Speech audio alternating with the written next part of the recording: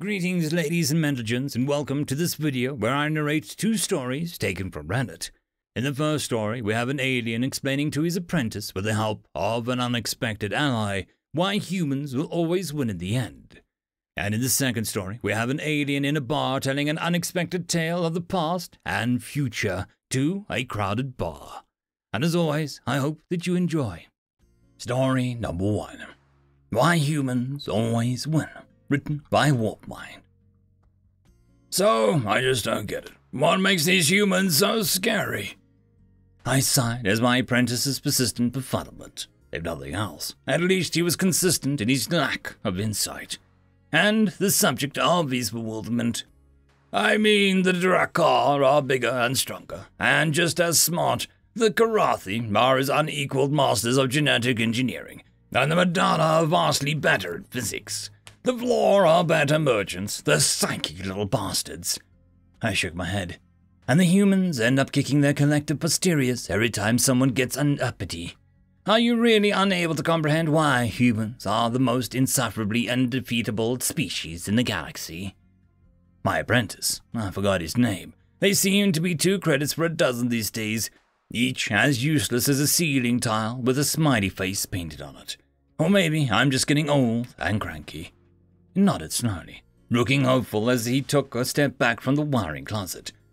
Well, yeah, it doesn't make any sense. They don't excel at anything. They're second best at most, and usually 4th or 5th at things. At least if the athletics contests are anything to go by, or their academic statistics. I sighed. All right, kid. Let me tell you about a place called TFOS1232 4. It was a habitable world claimed by 6 species at once. It was, however, a diverse planet. It ended up in the 6th climate shared by a planet by dividing it into biomes. The Drakkar settled in the temperate forests. The Karathi built their colony in the rainforest area near the equator. The Madana set up their mining colonies in the high mountains. The Vlor took a nomadic lifestyle in the stony deserts, and the Fruta made their habitats near the polar ice caps. He frowned. That's just 5. Who are the 6th claimant? I smiled thinly. That would be humans. They made a deal with the other 5. The humans would not build independent settlements, but would instead integrate with the other 5 to help with communications, diplomacy, and labor. For 5 years, the colonies all thrived. He narrowed his eyes. Okay, so the humans can negotiate their way in anywhere. Big deal. That still doesn't tell me why they were so terrifying. I nodded. No, it doesn't. Not yet. But the thing is, in the 6th year of the TFOS1232 settlements, disaster struck. An asteroid somehow made it too close to the planet before it was detected, and slammed into it before a rescue operation could be mounted. Not only did the dust cloud blanket the planet for over 2 years straight, the impact caused the planet's axial tilt to shift by several degrees. The effects on the climate were devastating. Ice caps melted, deserts were flooded or began to bloom, rainforests withered, volcanoes erupted. The Drakkar, the Karathi, the Madana, the Vlor, and the Fruta lost about half of their populations on impact, and the rest in the span of the next half a year. He paled. That's, terrible, And the humans? I grinned. I was on the rescue ships that arrived another year later. The humans had suffered about a 30% loss in impact, and less than 10% more after that. That's why they're always going to win, no matter what sort of situation you throw at them. Humans adapt. Sure, they might lose a chunk of their population, but so long as some survive the immediate crisis, the bastards can adapt to anything. My apprentice shook his head in disbelief. That's just ridiculous. Nothing can adapt to any circumstance. No species is that resilient. Right? Right on cue. Human Archie walked in behind my apprentice, quietly raising a mechanical hand to flick at my apprentice's ear. He spoke softly. Don't be so quick to dismiss humanity's ability to survive as a species, or as individuals. My apprentice spun around to look at the sight of a human Archie for the first time. Prosthetic left arm and legs, and visible robotics in the face. Human Archie looked like a poster boy for limb replacement. Actually, he sort of was. A few times. My apprentice stammered and blurted out, I didn't mean to offend her. What happened to you? Human Archie smirked. Stood a bit too close to a microfusion power plant when an asteroid hit. Foot and hand caught something between 12 and 1500 rads. If I hadn't made it back to the dock as quickly as I did. These robotics might have cost me more than an arm and a leg. The medication the doc put me on was really awful too. I think I was crapping blue for weeks, but you know what they say, right? My apprentice swallowed hard, a few beads of sweat on his forehead. No? Human Archie chuckled as he turned for the door, giving me a nod. It's amazing what you can get used to. End of story. Story number 2. An unbelievable tale, written by Rednall97. As a bartender on a frontier station, Dar Locke had heard many tales.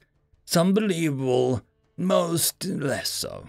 And while he couldn't yet tell which of those newest patron would tell, he already knew that it would be a good one. You want me to tell a story, huh?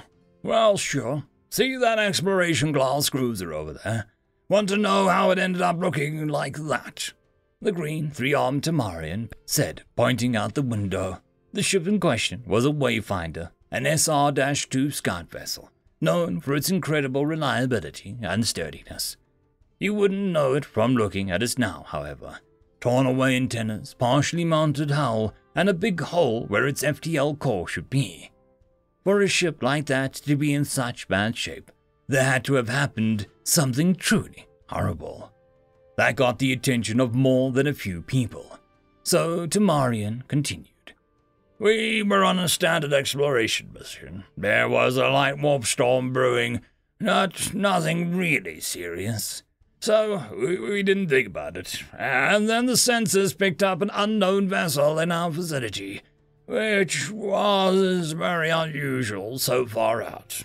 It got even stranger when it got a visual on it. It was a strange vessel, and it was old. It still used warp sails. I have never seen a warp sail ship outside of a museum for stars' sake. He took a sip from the drink one of the listeners paid him. Such was the tradition. He told the story. Others bought you something to keep your throat, or throat analogues, from getting dry. It gets stranger. It looked like a sail ship, no warp or solar sail ship, but an honest-to-goddess wooden and wet water sail ship, like some species had before the invention of spaceflight, or even electricity. And it certainly had its better days behind it. Its sails had holes and patches everywhere, and its hull plating looked like rotten wood. We were so baffled by the sight, we first didn't realize that it sent us a message. No hail or vid message, just a short text. Have mail, please send it home. One of the listeners interjected. Why wouldn't they just send it via WarpNet? The storyteller used an interruption to make another sip of each drink. Who knows? But before the invention of WarpNet, there was pretty usual practice. So we agreed, and the unknown ship launched its drone. Wow, to call it a drone would be an overstatement. It was basically just a small round container. We got an intercept course, and just when we had the container stowed away, all hell broke loose. He made a dramatic pause to take another drink, only to find his glass empty. But before he could say a word, another drink was ordered and placed in front of him. So he took a deliberately slow sip before continuing his tale. The navigator noticed that the sailing ship has turned around and was now directly heading towards us, deploying more sails and speeding up significantly. But the captain stared at our screens for an entirely different reason. Right behind the strange ship, the expected warp storm manifested itself. But it wasn't the light squall that we expected, but a truly monstrous wall of death. It also didn't move like a storm, but seemed to have its own mind, and it was following the other vessel like a pet. One of those dangerous ones, like some species used for hunting. When our captain released his gaze from the monitor, he just quietly stated, "That storm wants a battle, and I'll be damned if we ain't outgunned." He then ordered us to make full speed for the next planet with an atmosphere. The only safe place from the storm like that. That still doesn't explain the state of your ship, came another interruption from the crowd. The Tamarian took another sip and answered, I'd go to that if it wouldn't interrupt me every 5 minutes. That hole on the top right there where the FTL core should be. Well, it was almost immediately obvious that the other vessel and its pet storm was faster than us. Quite a bit faster. So our captain ordered the safeties deactivated and the core running at double load. Usually, the crew would have mutinied such an insane order. But somehow we all knew getting caught by that ship would be a fate worse than death. We heard its crew laughing, not through a transmission, but through the actual void of goddamn space. Another dramatic pause and a sip. We ran like that for over a day, the core glowing red hot, barely kept from melting to slag by literally dumping buckets of water over it. We flew more on willpower than anything else at that point. With the unknown ship still on our tail, our core suddenly exploded about an hour before we were at the planet. So we dropped back into real space at about 1% C. So we had to make a long and very hard burn if we wanted to have any chance of landing onto that planet and not getting slingshotted away. I was one of the few that didn't just black out at the deacceleration. We burned almost our entire fuel in a matter of hours. And in the end, we were still so fast that the re-entry burned through over 1/2 meter of our Durasteel titanium hull. Never had an entry that came even close to melting a hull plate. A week ago, me neither. But look at her now. You can even see the ripples of molten alloy formed in the airstream. What about the mail? Came yet another interruption. Ah, yes, the mail. As soon as we, more rather less safely, touched down, we opened that container, and in it were letters, as in actual physical ink sheets made of plant fibers on animal hide. According to our scanners, they were so old that anyone they might have been written for had to have died long before any of us were even born. After that, we sent out an emergency signal, and were towed here. I know many won't believe me, but that's how I landed here. When a few minutes later, one of the listeners, a bipedal furless ape, stepped up to the bar, the storyteller just asked, Are you here to claim I'm only telling lies? No, quite the opposite. I truly believe every word, came the answer from the ape. I just wanted to ask if you saw the name of that ship. The reaction surprised him. So did the answer. I did, but our computer couldn't make sense of it, so I have no idea what the name is. The listener thought for a moment. If you see the name again, would you recognize it? After the Tamarian answered in the positive, the furless ape took out a piece of paper and wrote something on it. Did it look like that? Yes! Its style is different, but the letters were the same. You know that ship. It's a legend on my planet, dating back to the time of wet water ships. Consider yourself lucky if you meet that ship and live to tell the tale. Anyways, I must now go. Here, the next drink is on me. The bartender still wasn't sure how true the tale was, but it certainly was the best that he'd heard so far. He inspected the left-behind paper. On it was written 3 words in Terran script. The Flying Dutchman. End of story.